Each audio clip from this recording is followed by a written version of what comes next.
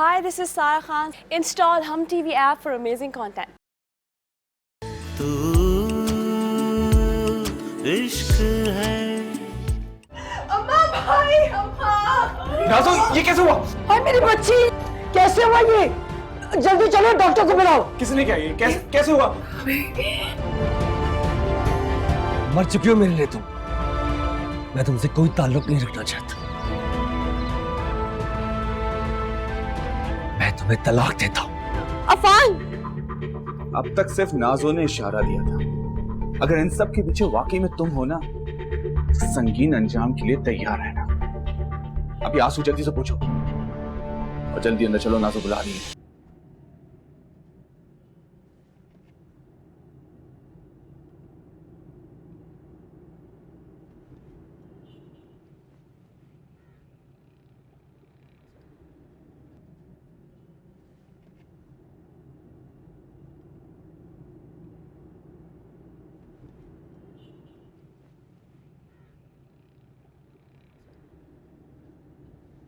अरे अम्मी, कोई काम था तो मुझे बुला लिया होता, आपने क्यों जहमत की? बेटा कोई काम तो नहीं था, बस दिल चाह रहा था अपनी बेटी से बात करने का। देखो बेटा, मैंने शायद गुस्से में तुमसे कुछ गलत बातें कह दी थी।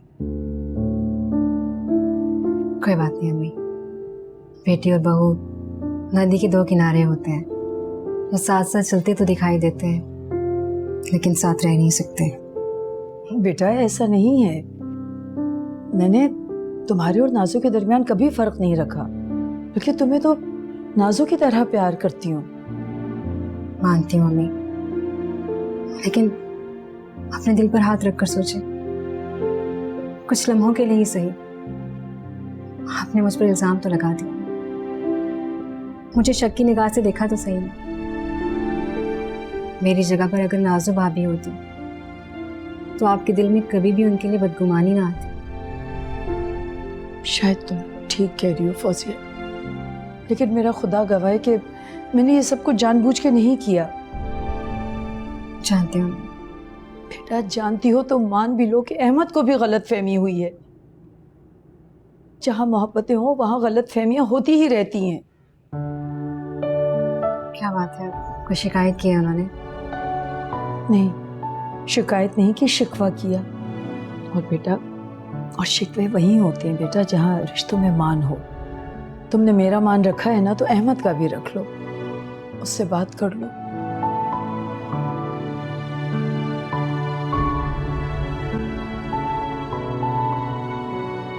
आपके लिए कुछ लाऊं? नहीं बेटा।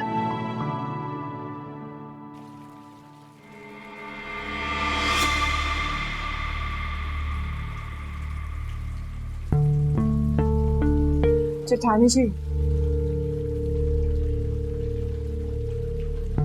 मतलब की बात हो? बात सिर्फ इतनी सी करनी थी कि अब आपको बर्दाश्त की आदत डाल लेनी चाहिए।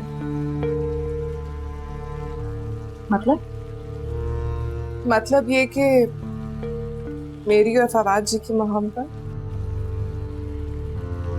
जानती हूँ आपकी बर्दाश्त से बाहर है, लेकिन क्या करूँ, उनके सामने मुझे कुछ नजर ही नहीं आता, हत्ता के साबका महबूबा भी नहीं। अपनी हद में रहो, फजूल वक्त नहीं है मेरे पास तुम्हारी बातें सुनने का। जेठानी जी, जानती हूँ वक्त नहीं है आपके पास, तभी तो मेरे बेचारे जेठ जी की परेशानियां इतनी बढ़ गई है। अरे भाई, नई नई शादी हुई है, कोई खुशी तो दे, कोई हार सिंगार। इस तरह से घूमेगी तो कहीं जेठ जी भी। नाज़ो तुम। नहीं, गुस्सा नहीं, गुस्सा नहीं जेठानी जी, कितनी दफा आपको समझाया, गुस्सा नहीं करते। तो बस आपको एक बात समझाने की कोशिश कर रही हूँ, समझ, वरना कल को अपना सर पकड़ कर रोएंगी और कोई आंसू साफ करने वाला भी नहीं होगा। गुजरते वक्त की लगाम थाम लो, वरना तन्हा रह जाएंगे। अपनी बकवास बंद रखो, वरना मुझसे बुरा कोई नहीं होगा।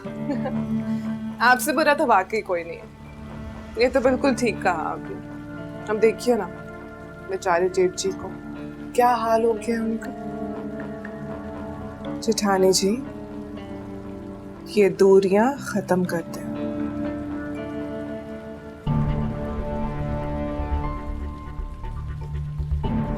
तुम जैसी घटिया सोच की लड़की यही सोच सकती है। अपनी सोच की गलाजत को अपने पास रखो, समझी? अरे बात तो सुने, हम तो बस मदद करना चाह रहे थे आपकी। जेठानी जी,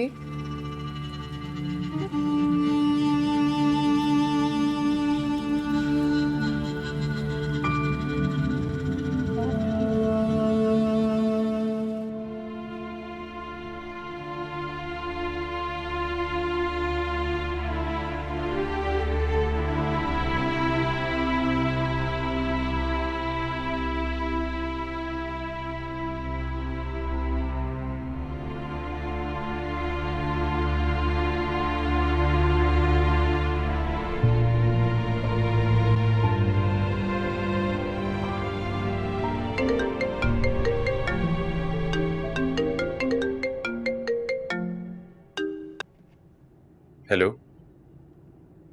फौजिया, तुम रो रही हो? क्या हुआ है फौजिया, मुझे बताओ। I am sorry Ahmad. लेकिन किस बात के लिए? और उस बात की जिससे आप हर्ट हुए। फौजिया, इस हिसाब से तो मुझे तुमसे माफी मांगनी चाहिए। अपने हिस्से की माफी तो आप मांग चुके। प्लीज मेरी खता को भूल जाएं। अच्छा चलो भूल जाएंगे, लेकिन एक शर्त है। शर्त? कैसी शर्त? यही कि मुझे मेरी पहले जैसी फौजिया चाहिए, शादी के जो पहले दिन में हुआ करती थी। कम ऑन, अब ये रोना बंद करो, मुस्कुराओ। शाम में तैयार है ना? हम लोग डिनर पे जाएंगे। ठीक है।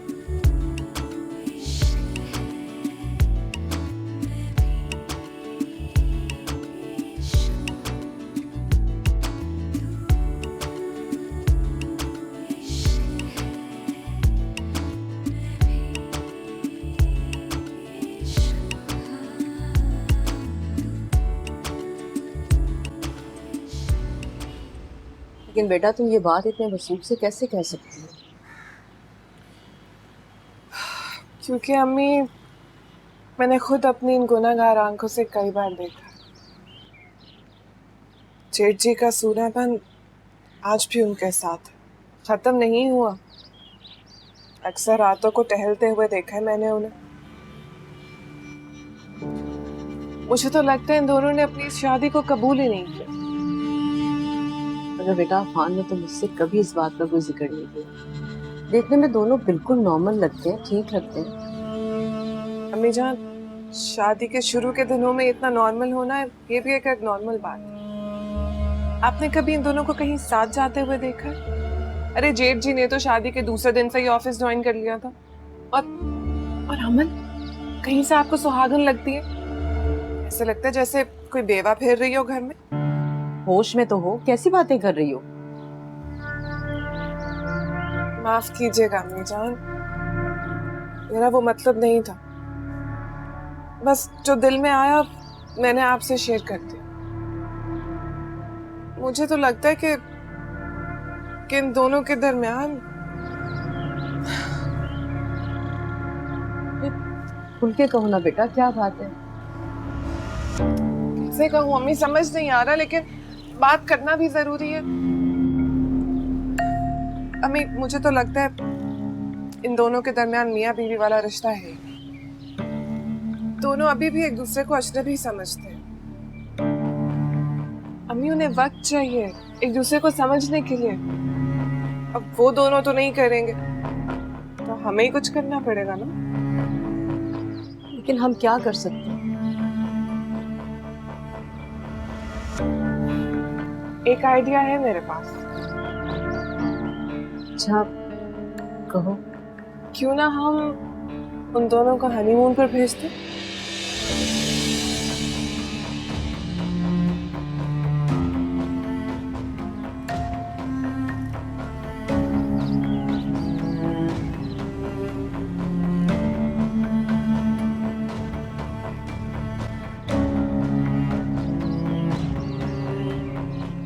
अल्लाह तुम्हें बहुत खुश रखे बेटा।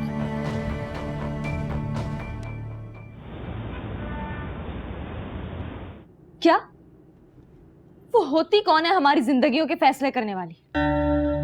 मैं उसका कोई फैसला नहीं मानूंगी। जाकर कह दे कि अमल ने इनकार कर दिया है।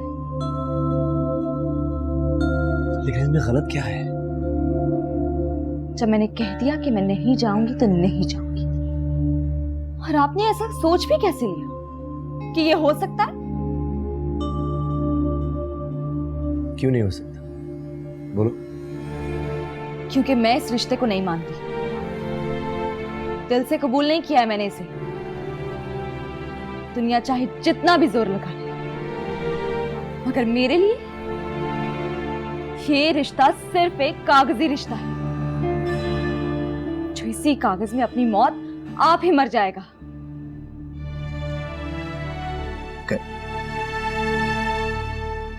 ठीक है, माना कि ये कागजी रिश्ता है और तुम्हारे लिए कोई अहमियत नहीं रखता, लेकिन लोग इस रिश्ते के लिए जान देने को तैयार होते हैं ताकि इस पर आंच ना आए। और तुम कितनी आसानी से तुमने कह दिया कि बस ये अपनी मौत आप मर जाएगा। कफी इतना आसान है तुम्हारे लिए।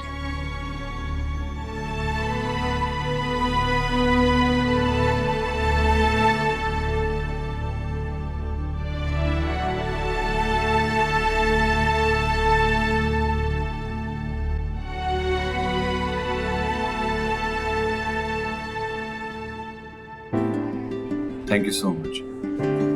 क्या आपने मेरी बात का मान रखा? मैं आपकी कोई बात टाल सकती हूँ? हाँ, टालने की कोशिश तो की थी आपने। वो तो मैं आपको तंग कर रही थी। अच्छा, और अगर इसी तंग करने में मेरी जान निकल जाती तो? अहमद, आप भी ना कुछ भी बोल देते हैं। फौजी, मजाक कर रहा हूँ।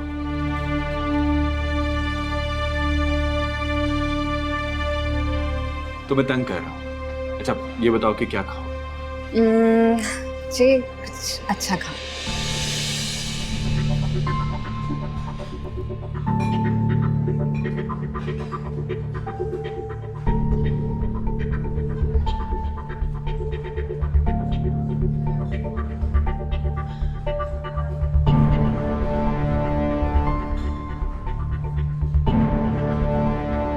अली,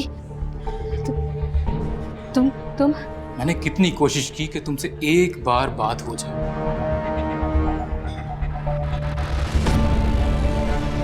मगर तुम्हारे घर वालों ने मुझे तुमसे बात ही नहीं करनी थी।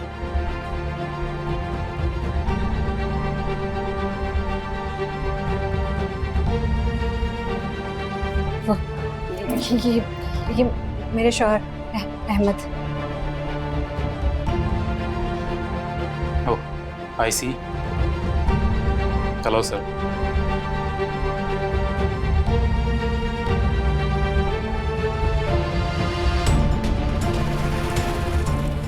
लगता है मैंने आप लोगों को डिस्टर्ब कर दिया।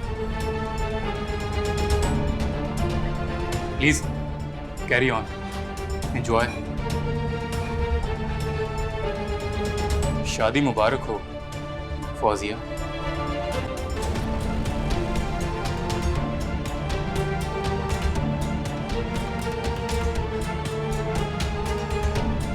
अहमद,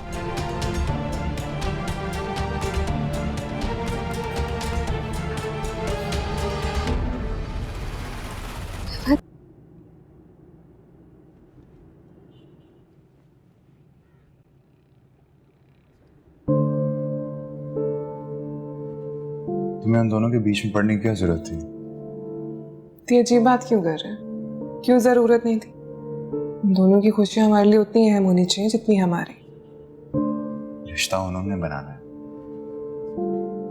इस रिश्ते के बारे में उन दोनों से बेहतर कौन जानता है? बिल्कुल ठीक कह रहे हो। लेकिन जब रिश्तों में लोग अजनबी बन जाते हैं तो रिश्तों का अंजाम बहुत बुरा होता है। और मैं नहीं चाहती कि हमारा कोई भी किसी भी अज़ियत से गुजरे। तुम सबके बारे में कितना अच्छा सोचती हो। सब लोग मेरे अपने हैं, इनकी खुशियों का ख्याल हम नहीं रखेंगे तो कौन रखे? तुम्हें लगता है वो मान जाएंगे? हाँ, और अगर ना माने तो हम मना लेंगे। हमारी बात तो माननी पड़ेगी ना उन्हें। मना लेंगे उन्हें।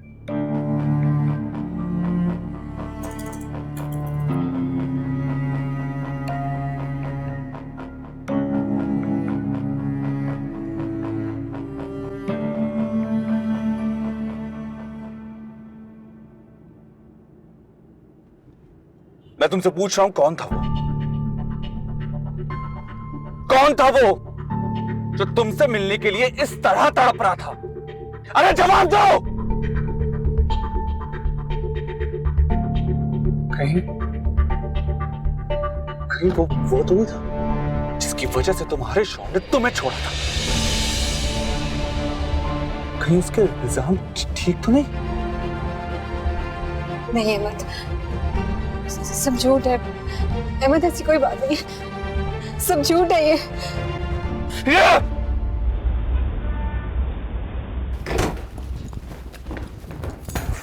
अहमद, मत छूना मुझे। अरे कराहियत आ रही है मुझे तुम्हारे छूने से। न जाने किस किस के साथ तुम्हारे ताल्लुकात। बस कर दे अहमद, इतने घटिया इल्जाम मत लगाएं जिनकी तलाफी भी मुमकिन ना हो। तो क्यों छुपा रही हो? क्यों झूठ बोल रही हो? वो कोई और नहीं था, अली था मेरा पहला शौहर जिसने मुझे छोड़ दिया था। छोड़ दिया? तुम उसकी यादें आज भी सीने से लगा के घूम रही हो और मुझे भूली हो कि छोड़ दिया? अब समझ में आया कि तुम उसे भूल क्यों नहीं पाई, क्योंकि तुम आज भी उसके साथ राब्ते में हो। इसीलिए तुम मेरे करीब आने से कतराती थी, दूर रहती थी मुझसे। अरे जवाब क्यों नहीं दे रही हो तुम? बस कर दे अहमद, खुदा के लिए बस कर दे। मेरा उसके साथ कोई ताल्लुक नहीं है। फिर झूठ? पता नहीं तुम कितने झूठ मुझसे बोलोगी। क्यों नहीं मान लेती कि तुम्हारा साफ का शौहर तुम्हारा यार? अरे इस रिश्ते को मेरी जुबान नाम लेते हुए कांप रही है। तेरी बीवी उसके साथ एक नया रिश्ता जोड़ रही है। तुम्ही ने उसे बुलाया था ना? बोल क्यों नहीं रही? तुम्ही ने बुलाया था ना उसे? नहीं अहमद, मैंने उसे नहीं बुलाया। मुझे नहीं पता वो वहां पे कैसे आ गया और क्यों आया। मेरा यकीन कर अहमद, मैंने उसे नहीं बुलाया। कैसे यकीन करूं? तुम मुझसे झूठ बोल रही हो, मुझे कह रही हो कि मैं तुम्हारी बातों पे यकीन कर लूं। ठीक है, तुम्हारे इस घर में अब कोई जगह नहीं है। निकलो यहां से, निकलो। ये क्या कह रहे हैं अहमद? मैं कहाँ जाऊंगी अहमद? तुम्हारी बात समझ में नहीं आ रही है ना? तुम जैसी औरत की इस घर में कोई जगह नहीं है। तुम ऐसे नहीं मानोगी। चलो निकलो, निकल जाओ इस घर से। अहमद प्लीज प्लीज मुझ पे रहम करें, मैं मर जाऊंगी। मुझे एक मौका दे, मैं आपको सब कुछ बता दूं। मैं तुमसे कहा था ना कि मुझे झूठ बर्दाश्त नहीं होता, और मजाक बना कर रख दिया तुमने मेरा। निकल जाओ इस घर से, जिंदगी से, मेरे दिल से। नहीं अहमद मेरी बात सुने। अहमद प्लीज ऐसे मत करें। अहमद इस घर से निकल नहीं। नहीं अहमद अम्मी आता है। अम्मी छोड़ दे अहमद, ना करें अहमद, मुझे छोड़ दे। अहमद मेरी बात सुने। अहमद आपको गलतफहमी हुई है। अहमद कुछ भी नहीं है। कोई जगह नहीं है। नहीं अहमद मेरी बात सुने। नहीं अहमद मैं नहीं जाऊंगी। नहीं अहमद नहीं। अहमद दरवाजा खोले, अहमद दरवाजा खोले, अहमद दरवाजा खोले। अहमद कैसा शोर है? दरवाजा खोले, मैं कहाँ जाऊंगी? बहू बाहर है, तू यहाँ भूत बना खड़ा है, खोलता क्यों नहीं है दरवाजा? उसकी इस घर में अब कोई जगह नहीं है। अरे पागल हो गया, तेरा दिमाग खराब हो गया।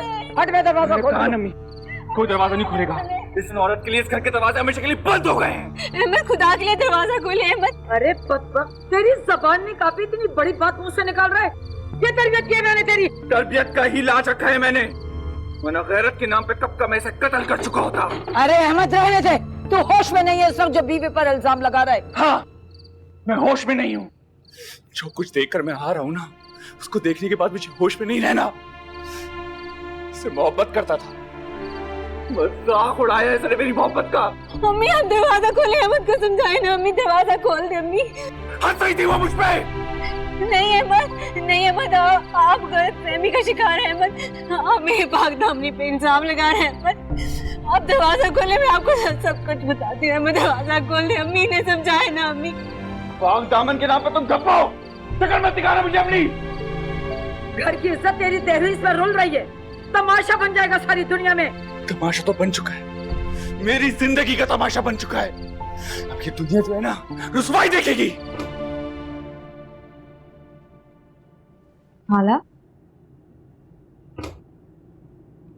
आज आप इतनी जल्दी सो गई? हाला, फौजिया, क्या हो गया है आपको? फौजिया अपने घर पर है। आपने लगता है बहुत बुरा ख्वाब देखा है।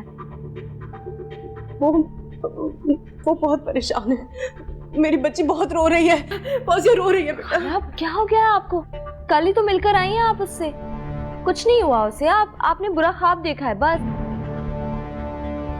मगर अमल बेटा, वो अमल मैं आफान से कहती हूँ कि वो कल सुबह फौजिया को देखा है, मिला है उससे। आप परेशान नहीं हो।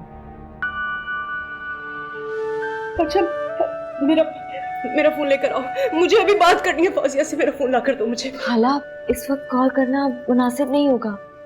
आप कल खुद चली जाएगा ना अफान के साथ। अभी आप दूध पीकर सो जाएं। ये ले, प्लीज परेशान नहीं हो।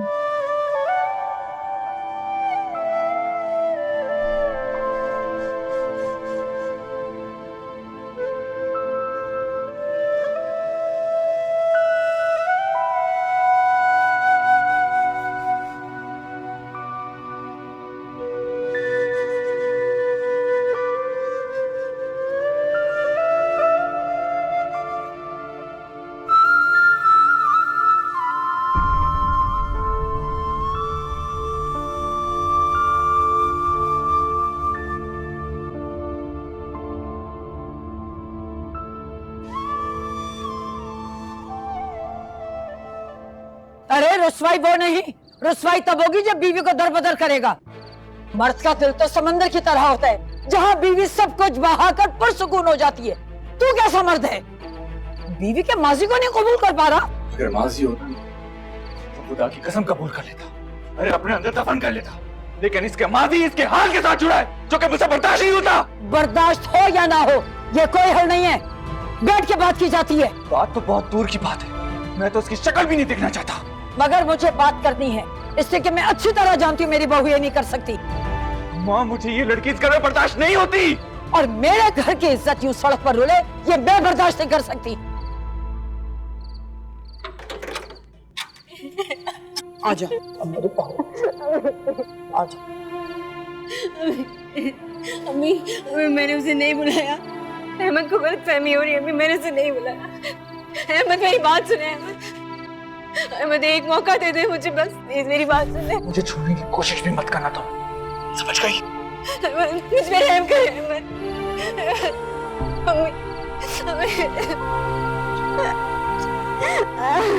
बस चुप हो जाओ, सब ठीक हो जाएगा, चुप हो जाओ।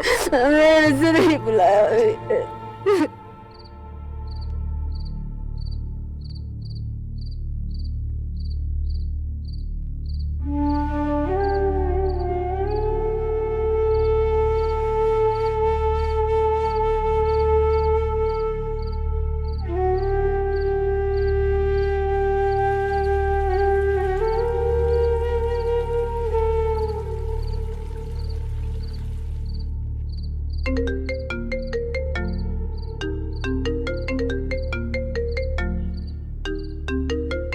मामा, इस वक्त क्यों फोन कर रही है मामा? अरे बात करो, देखो खैरियत है सब। लेकिन मैं नहीं बात कर सकती, वो मेरी आवाज से सब समझ जाएंगे। अच्छा, मुझे तो राम खैर पूछो।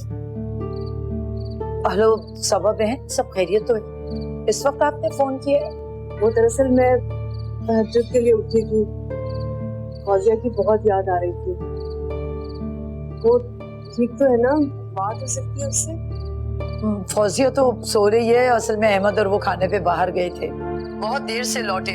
और देखिए वो फोन भी अपना मेरे कमरे में ही भूल गई। अच्छा अच्छा ठीक है, मेरा मतलब है फौजिया ठीक है ना? मेरा मतलब था कि खुश। जी बहुत खुश है, आप बिल्कुल फिक्र मत कीजिए, वो तो मेरी बेटियों से भी बढ़कर है। अल्लाह हमेशा खुश रखे दोनों को। आपसे बात करके तसल्ली हो गई मेरी। चलें, माफी चाहती हूँ आपको इस वक्त तकलीफ दी। सुबह आराम से बात करूंगी। खुदा हाफिज। ठीक है, खुदा हाफिज।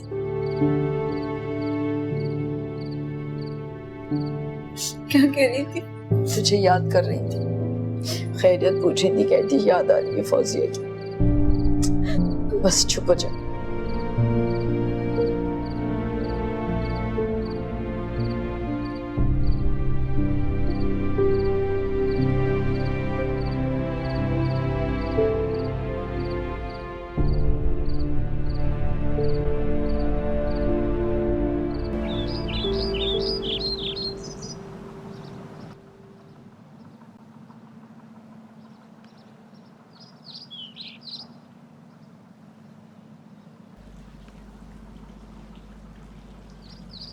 मामा,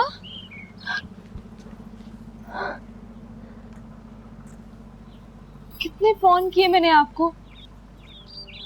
कैसे भी नाराज होता है अपनी औलाद से, तो ऐसे करेंगे जैसे पलट कर दोबारा नहीं आएंगे। सोचकर तो यकीन करो ऐसे ही गई, दोबारा कभी नहीं आऊंगी। लेकिन जहाँ तुम जैसी औलाद हो ना, वहाँ इंसान अपने ख्वाहिशात को भी काबू में नहीं रख सकता। अब क्या कर दिया मैंने? भी कुछ करना बाकी है बेटा। चाहती क्या हो बेटा? एक ही दफा क्यों नहीं बता देती? क्यों मुझे बार बार शर्मिंदा कर रही हो अफवान और आपा के सामने? तो आप तक शिकायत पहुंची गई। शिकायत नहीं है बेटा। अगर किस बात का बदला ले रही हो सिर्फ मुझे ये बता। तुम्हें अपना समझने की, तुमसे मोहब्बत करने की, या तुम्हें अपनाने की? किस बात की सजा दे रही हो? क्यों परेशान कर रही हो खुद को भी और उन लोगों को भी? सजा? सजा तो मुझे मिल रही है मोहब्बत कबूल करने की। दिन रात, हर रोज दिन रात जिस आग में मैं जल रही हूँ उसका तसव्वुर भी नहीं कर सकती आप। हर रोज एक नई फरमाइश। कुछ नहीं हूँ, तमाशा नहीं बनाया जा सकता मेरा। जान मुझे बताओ, कठपुतली का इसमें क्या कर? बेटा ना चाह तो तुम रही हो पूरे घर को अपनी उंगलियों पर। अच्छा बताओ, ऐसे क्या फरमाइश करती थी उन लोगों की? तुम्हारी खुशी के लिए सारा प्लान किया उन्होंने और तुमने ठोकर मार दी। ऐसा तो नहीं करते ना बेटा। क्यों नाराज कर रही हो पूरे खानदान को अपने आप से? और बेटा ये तुम्हारी खाला का घर है ना, इसीलिए सब शायद बर्दाश्त कर रहे। कहीं गैरों में गई होती तो अब तक धक्के मार के निकाल देते वो लोग। मत करो ऐसा। सुना था माँ को दुख बताना नहीं पड़ता। अपनी तो ऐसी माँ थी जो मेरा चेहरा देख के मेरे दिल का हाल बता दिया करती थी। मेरी तकलीफ आपको नहीं रुलाती मामा। क्या हो गया है आपको? मेरे दर्द पे आप तड़प जाती थी और अब आपके जुमले मेरे दिल पे ताज़ियाने की तरह लगते हैं। आप ही की वजह से अपने दिल को मारकर मैंने वो लाल जोड़ा पहना था। फिर भी आप मुझे को मुजरिम ठहरा रही हैं।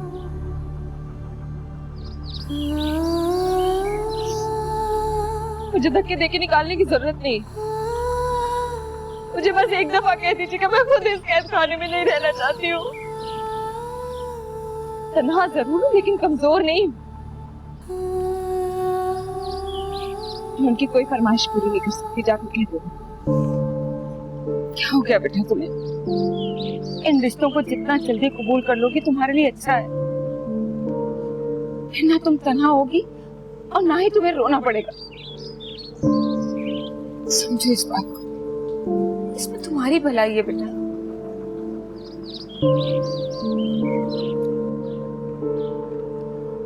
पापा से मिलकर आती हूँ।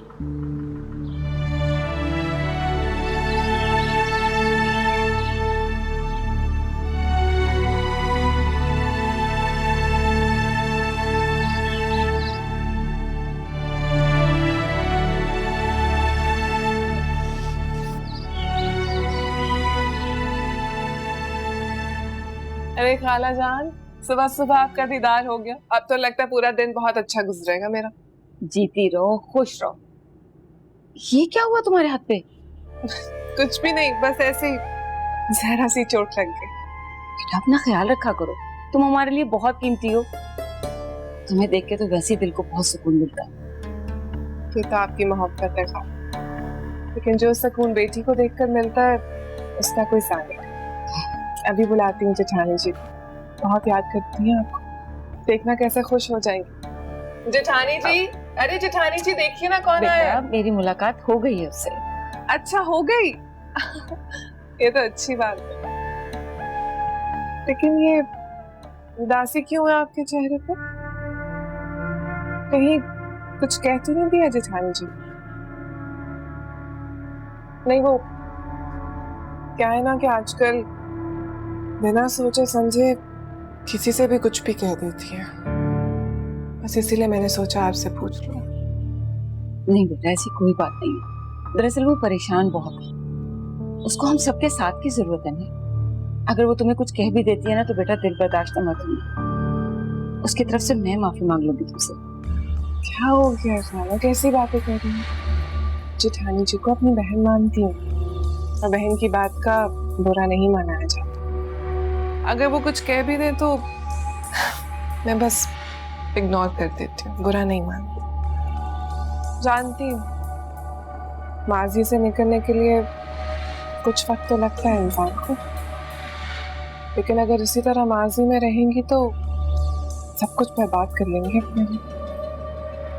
अगर जेठ जी बदल गए फिर क्या करेंगी? आप तो माँ है ना उनकी, आप समझाइए। अरे बातों बातों में भूल ही गई, अभी आपके लिए चाय बना के लाती हूँ और अम्मी को भेजती हूँ। जीती रहो।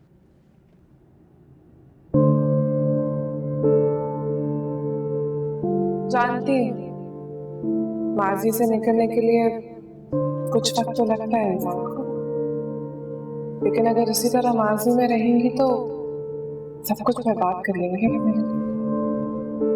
अगर जेठ जी बदल गए फिर क्या करेंगी?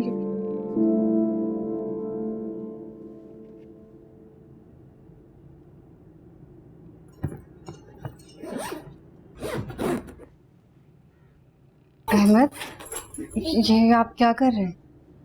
वही जो मुझे बहुत पहले कर देना चाहिए था। देखिए अहमद, आपको गलत गुमान हो रहा है।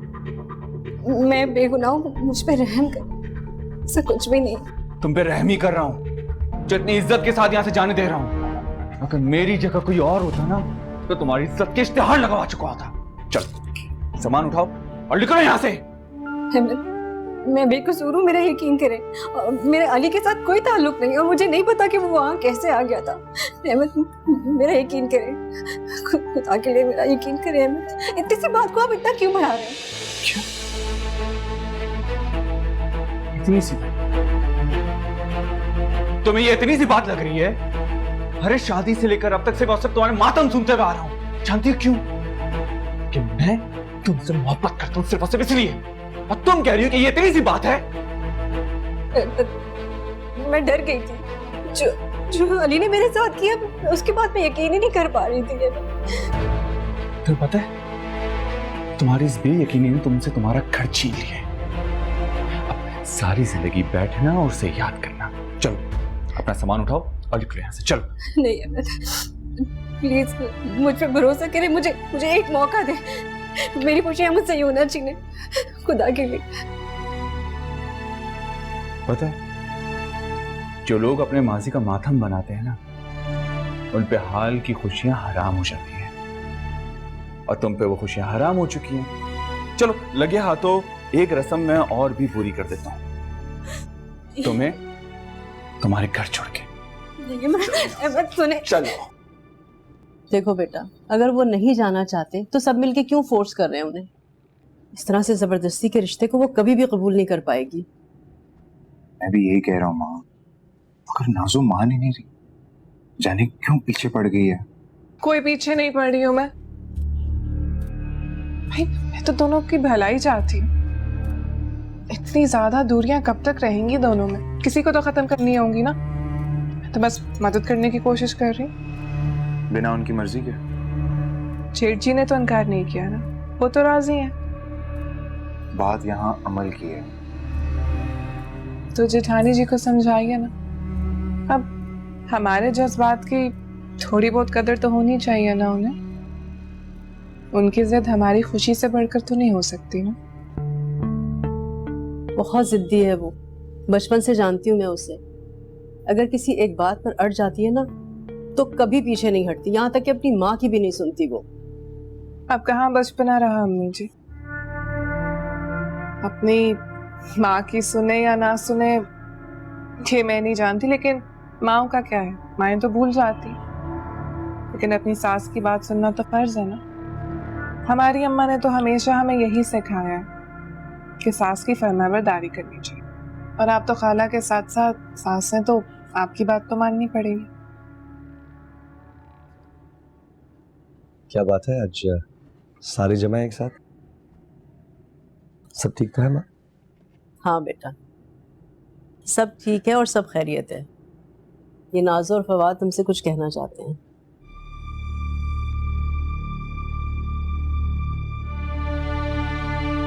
ऐसे चुप क्यों? सस्पेंस किस बात का? सस्पेंस की बात नहीं है भाई, मैं और नाजो आपको ये गिफ्ट देना चाहते थे। शादी इतनी अफरा तफरी में हुई, हम दोनों आपके लिए कुछ ले नहीं सके। Please accept this gift. How can I accept this food? Please जेठ जी ले लीजिए ना।